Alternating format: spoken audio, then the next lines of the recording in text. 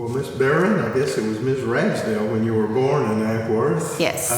Why don't you just begin talking about your childhood, what you remember about Ackworth in the early days, and maybe talk about your family a little bit, too. Okay. Well, we lived on Dallas Street there when I was born, and the house in the curve where the porch curves with the street. And actually, I was born in Atlanta, but that was the house my mom and dad were living in at the time. You were born in an Atlanta hospital? Yes, that's all. Yeah. And so it was quite I don't know, I never left Ackworth, so I guess I always liked it. Been there for 68 years now, so, I enjoyed it. But we left there and moved over on Academy Street, which was still very much in town. And then my grandparents lived over on Lemon Street, or one set of grandparents did. And of course, I spent a lot of time in childhood. I had a childhood friend, Dottie Keenel. We went to Sam Pepper's in town just about every day to see if he had a refrigerator box that we could take over to the flats at the school to roll down those banks. And kids all over town came, and played at the flats. It was something, I don't think they have them anymore. And the city of Ackworth back then closed Academy Street, where the Joy Hill was, and let us all skate as children one afternoon a week, which kids came from everywhere, which was just the greatest thing for us because there wasn't a lot to do except the beach in the summertime, But my grandmother's house, I find it interesting over on Lemon Street.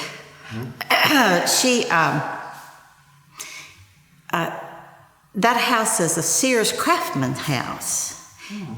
And the trusses and all in the ceiling came in on the railroad when they built that house back early 50s, late 40s, So I thought that's probably something most people in this town don't know. But I spent a lot of time with them. My dad was very sick as I grew up. And the front bedroom there in that room was my bedroom, I called it. And of course, in summer, the windows would be open, and at night you could hear the steam trains come and blow the steam, to drop the mail off in town and all. I guess that's crazy stuff, but that's just things I remember as a child,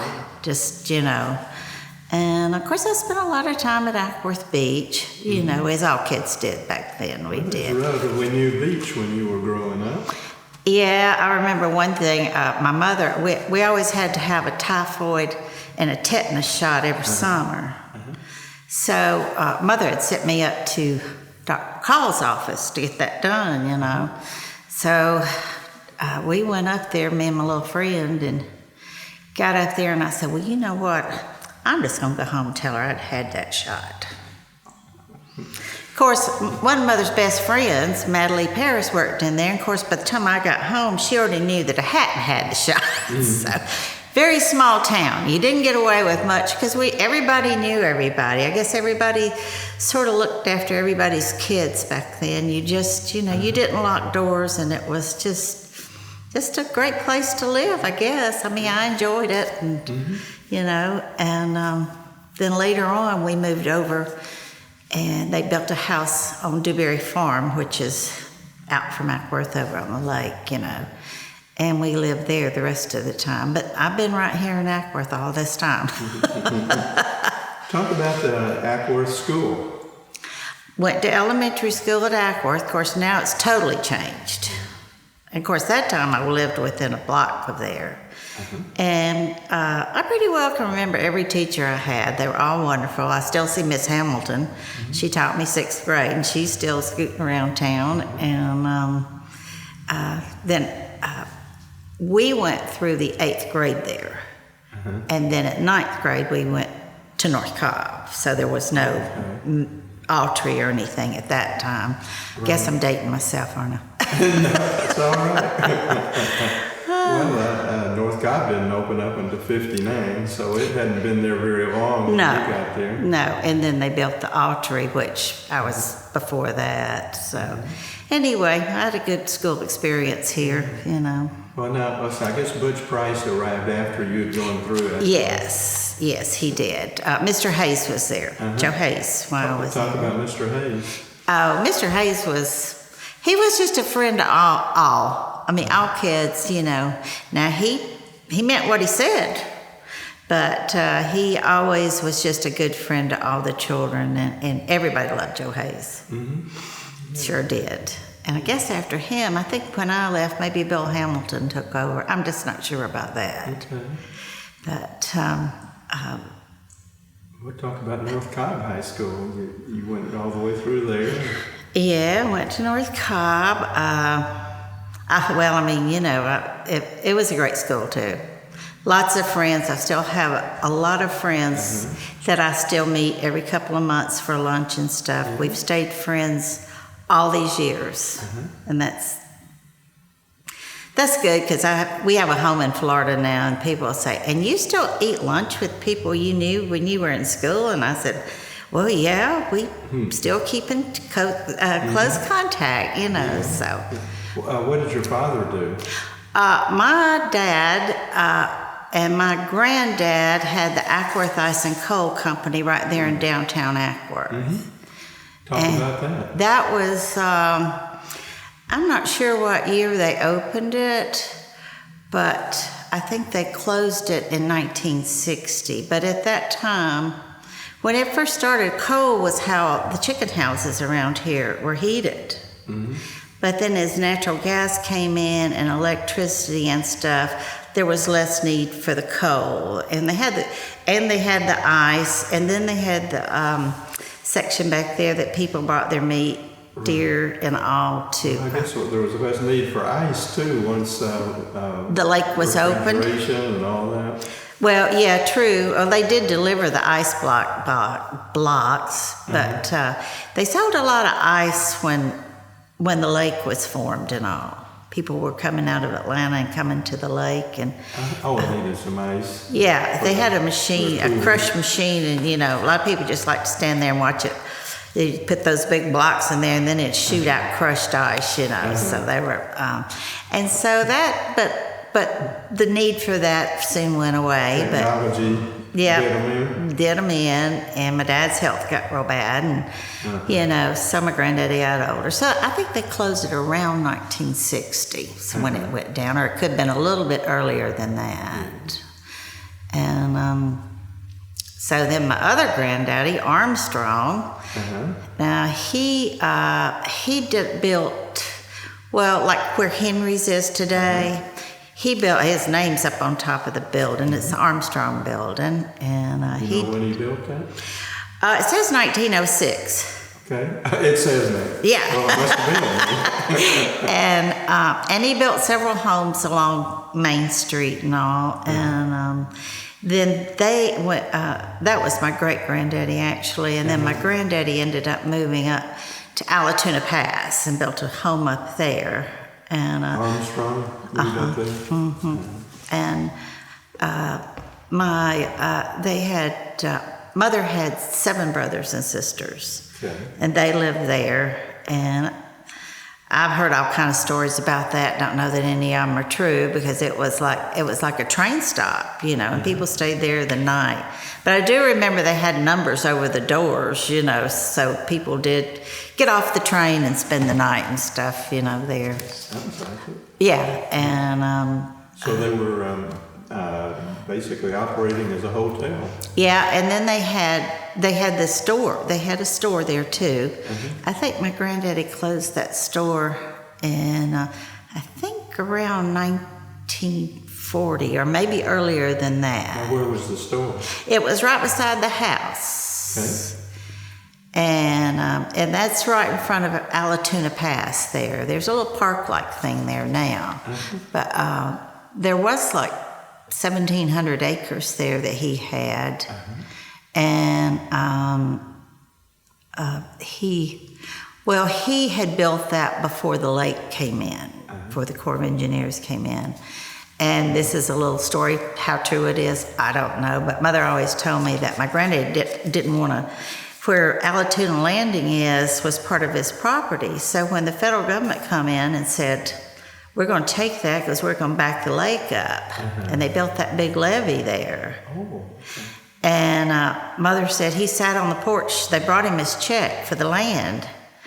And he sat on the porch and watched them build it. And Mother said he never cashed that check because he didn't like that they had taken his land, you know. So I always wondered where that check went to. Oh, my goodness.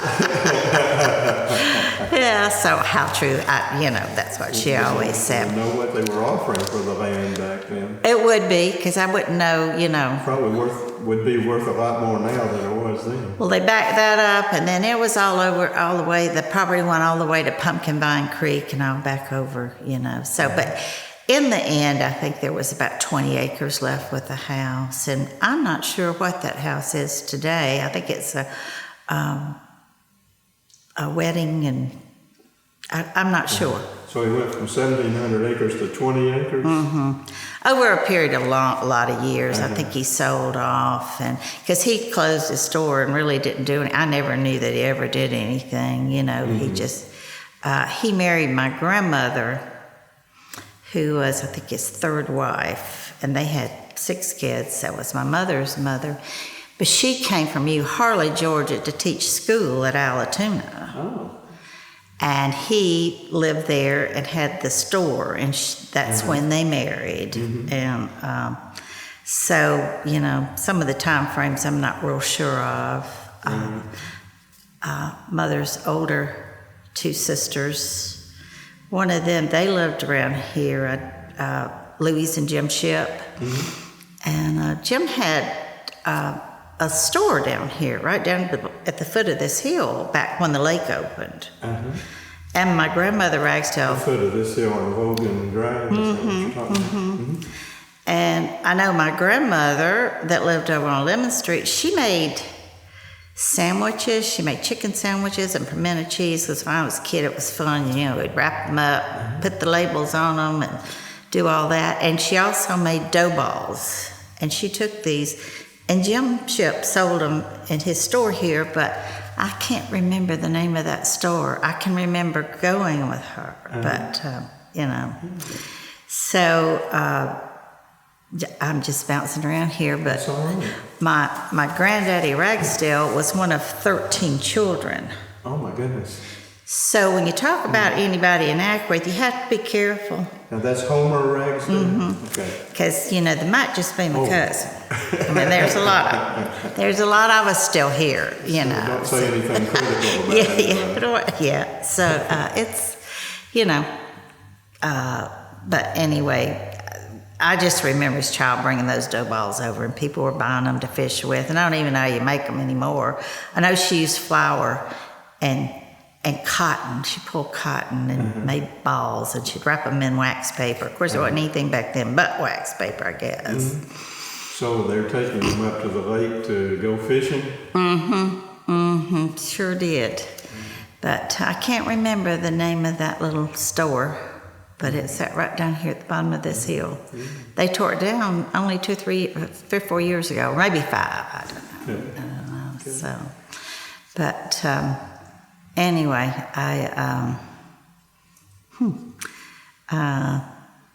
Well, why don't you talk about the churches, and particularly the story of the founding of Mars Hill Presbyterian and how that affected your family? Well, Margaret Huey Eccles was my great-great-great-grandmother, and she had 3 daughters, and Rachel McKeever was one of them, and that was my great-great-grandmother. And then Mary was her daughter, but Margaret Huey Eccles and Rachel McKeever and 2 or 3 more started the Mars Hill Presbyterian Church, but they started it in their living rooms, and they would travel on horseback and would meet, but they would always have to get home before dark because of the wild animals. And there were still Indians in this area, and they went to, I don't know exactly when they built the building there, but they, I know that my grandmother had a communion satchel that she put on the horn of the horse to carry. And I know a few years ago, and I can remember seeing it as a child, but few years ago, a cousin asked me, said, do you have that communion satchel? And I said, well, no, I haven't verified it, but for some reason I think it got put in the Presbyterian Museum thing there in South Carolina somewhere. I don't know what happened to it, but anyway, I guess that's the best place for it to be. So I never really went to Mars Hill Presbyterian Church, because when my granddaddy married my grandmother, he became a Baptist up at the other church there. And so we were sort of raised Baptist, but my best friend was over at the Presbyterian church. So my daddy made me go to Sunday school at the Baptist church, but I could go over there. We sang in the choir and stuff. It doesn't have a large membership, but my grandmother and my aunts and everybody were over at the everybody was Presbyterian. At Ackworth Presbyterian? Yeah, the one now. So we were all my family was Presbyterian. Well, I think Ackworth Presbyterian was a mission church of Mars Hill. It was, exactly that was. So I have a lot of my relatives are buried at Mars Hill, and a lot of them buried up here at Liberty Hill, you know. So I haven't made my decision. Well, you got a choice. Yes. You said that the church started in a house. Where was the house? On Cheatham Road, that's where their home place was. And that house happened to burn, but my great-grandfather, when he came back from the Civil War, he was a school teacher. And he taught school out on Cedar Crest Road. He donated an acre of land at the time and had a little one-room schoolhouse. And then after that, they moved over to Cheatham Road. But in his later years, he wrote tales that he brought back from the Civil War on the walls. But the house burned down, you know. So a lot of history went down with that, you know. These are just things I've always heard all my life, you know. So, and then my grandmother Goodwin and them, they all lived down by the Ackworth Beach. And I know. It was by the beach. The beach didn't take their property? No, that was the little lake, Ackworth Lake. They were down there by that. In the, oh gosh, I guess they died in the late 50s. Okay. So they lived right on... well, they lived in the curve. You could see the lake right there from their house. But I could walk there. I mean, you know, we walked around as kids in this town with no fear. Never would you've ever thought anything would ever happen. You know, even our parents, I guess they let us go because, you know, it was just a small town. So I enjoyed growing up here. I really did. I guess I did. I'm still here. Now, you talked about the Ackworth Baptist Church and the Presbyterian Church. Where was the Baptist Church originally? It wasn't on the same site, is it, that it is now? As far as I know. Same site? Yeah. Because I was thinking that, I guess they just expanded the parking lot when the McMillan house got moved. Yeah, well, you're talking about the house beside it? Yeah, the one that's on Collins Avenue that Abbey Parks has. Oh, yes. That was, I was thinking that they moved that house because of something with Ackworth Baptist. Yeah, I guess they sold it because that's where we used to have Sunday school, was in that house, because I'm friends with Abby, and you know, I told her, I said, well, this house I had Sunday school in for years. Is that right? Okay, so it was on the property or next to the property of the church. Yes. The church owned it and was using it as Sunday and I guess school? they just sold it and moved it. I think Lewis Campbell had that done years ago. So they wanted more parking, in other words. And then the Keenels on the next next lot there. You mentioned that one of your friends was a Keenel. Yes, Dottie Keenel. That was Joe's daughter. Yes, we were very good friends when we were little. Like I said, we knew everything in Ackworth and everything that was going on because we kept up with it every day. Was there any contact at all between the black community and the white community when you were growing up, or did you just stay your separate ways? Well, of course, we didn't. I think I was in high school when segregation, so I really didn't. But we always had let Marshman work for my mother and daddy, and he was part of our family. In fact, his parents had worked along on the farm with my grandparents and all. So I didn't really have, I guess the schools would have desegregated while you were still in high school, didn't they? Yes. Did you have very many black students at North Cobb High at that time? Not a lot, but several that I knew quit school because of forced immigration. And I don't know how well you knew. Because of that? Well, there was Lemon Street School, which was an all-black school in Marietta, which was... Oh, you're saying black students quit school because of immigration? Well, two or three that I knew, because the bus would come up here and pick them up. But Lemon Street School in Marietta was the best football team, the best band. They loved their school. And then they were forced into doing this, so they just decided not to go to school. They just quit school at that time. Now, whether they ever went back, I don't know. But they liked what they had. And of course, all of it was foreign to us, but I don't think we had any problem. We blended, I think, as well as most anybody did. And this town, I don't think there was much problem. So what did you do after you graduated from high school?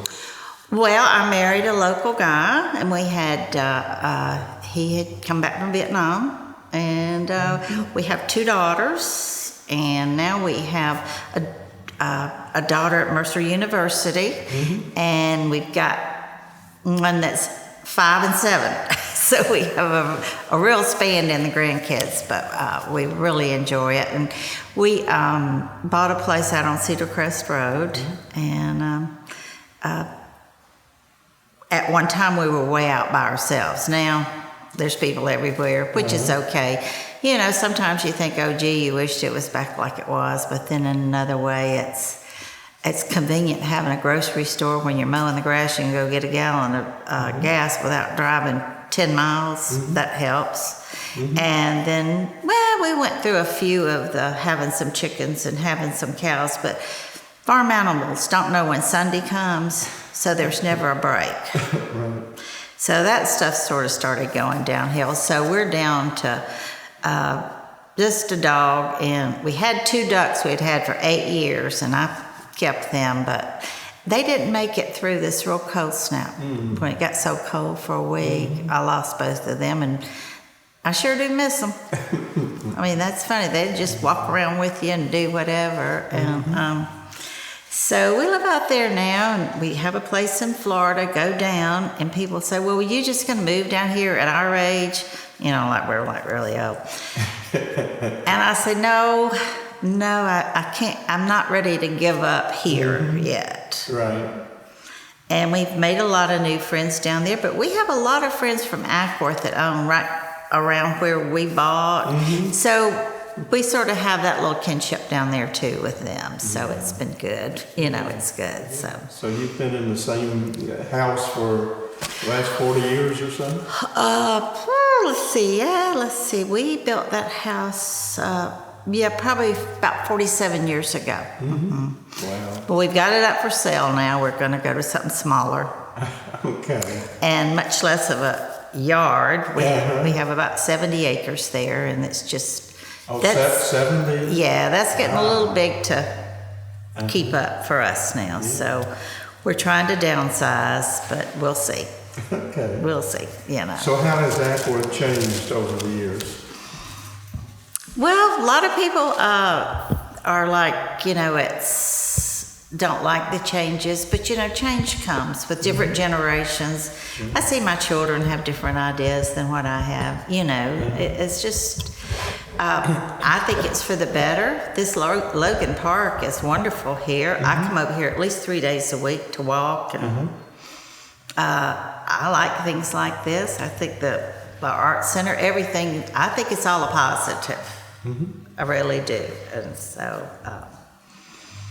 Did your children stayed in this area? Yes, they did. They're within 2 or 3 miles of us where we live now.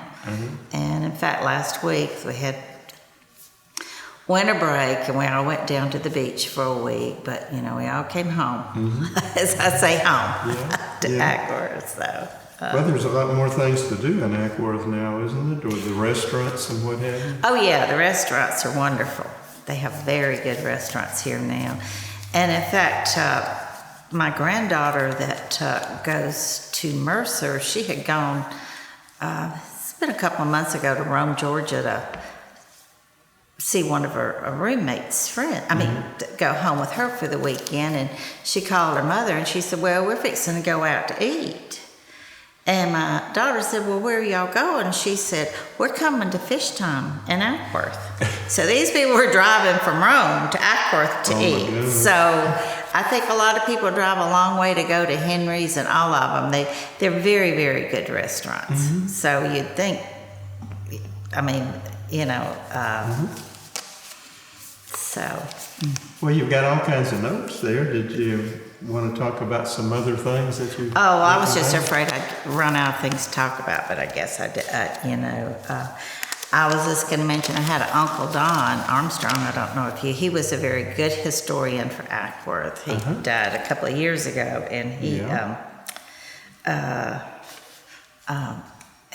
he really had the knowledge of Ackworth. But I tried to keep up with it years ago. I went back and went to this was like 40, 50 years ago. I went back to all the relatives that were older, and I said, tell me everything you know. And I wrote it down, and I said, well, one day when I retire, I'm going to do all this. And I've been working on it, especially when I joined the DAR. I had to do a lot of research through it. So thank goodness I had written a lot of the knowledge down, and I think that's well advised for anybody that thinks one day they may want to, because it helped tremendously, especially with names and dates and areas that people came from, So. Well, any family stories that you want to share? Oh dear, let's see. I wouldn't even know where to start. My brother was he was a big Civil War buff, and so was my Uncle Don. And then my mother's brother that got killed in World War II. But of course, they were raised in Allatoona, which the Allatoona Pass and all. They had bukus of relics and all. And my brother hunted for years, and they all had nice pieces of stuff left. And unfortunately, my brother got killed in the 90s. And my mother died a year after that, so that was about all my close family, at that time. Because my dad died early on. And, so I've got several cousins that have moved up this way and live in Ackworth now. So I have a cousin out in Mississippi. Like I said, my granddaddy with 13 brothers and sisters. I got some relatives. I guess so. So, anyway. Well, Miss Barron, I'm about out of questions, unless you can think of something else to add. I really can't. Like I said, I was born here, stayed here, still here. And not going to give it up. Ackworth's a great little place to live. And it's always been home to me, so. Well, fabulous. Thank you very much. So probably after I get through, I'll think of about 100 things I wished I'd said to you. Just come back and we'll add them to the interview then. But I appreciate that. Oh, thank you. I've enjoyed it.